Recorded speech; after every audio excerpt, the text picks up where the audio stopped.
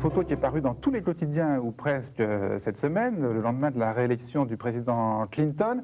Alors, c'est une photo absolument extraordinaire, on va la voir à plein écran, alors qui a fait la une de Libération. Donc, attendez, si on peut revoir le Libération une seconde, voilà. Qui a fait la une de Libération, une photo fantastique, hein, donc ça paraît le lendemain de sa réélection, et il laisse éclater sa joie d'avoir été reconduit à la Maison-Blanche pour une période de 4 ans. Alors on l'a vu aussi à la une du Figaro, voilà, toujours la même. Tous les quotidiens nationaux ou presque, hein, le France-Soir, le Parisien ne l'a pas publié à la une mais en page intérieure. Les quotidiens régionaux n'ont pas été en reste, voilà, le Dauphiné, on l'a vu également dans Sud-Ouest, et les quotidiens étrangers ont considéré aussi, voilà, Il Messaggero italien, le...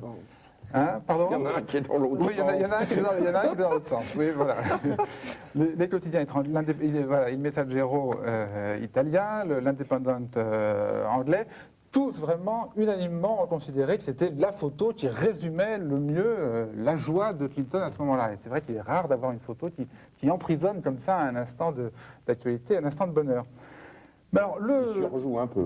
Comment ? Il surjoue. Peut-être qu'il surjoue légèrement. Non, mais alors, c'est encore mieux que ça, parce que le quotidien qui a quand même réussi l'exploit le plus remarquable, c'est un quotidien libanais qui s'appelle Le Jour, on va le voir, qui l'a publié aussi. Mais alors, aux surprises, qu'il l'a publié, lui, la veille. La veille de la réélection de Clinton. Puisque tous les quotidiens l'ont publié le 6, et dans le jour et la veille. Alors évidemment, c'était très intriguant.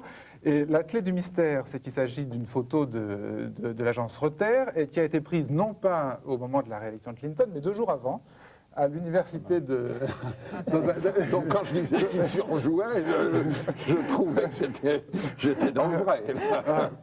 2 jours avant, à l'université de Cleveland, et si le président Clinton semble aussi heureux, c'est qu'il réagit à une plaisanterie du vice-président Al Gore, qui apparemment a l'air de le faire beaucoup rire.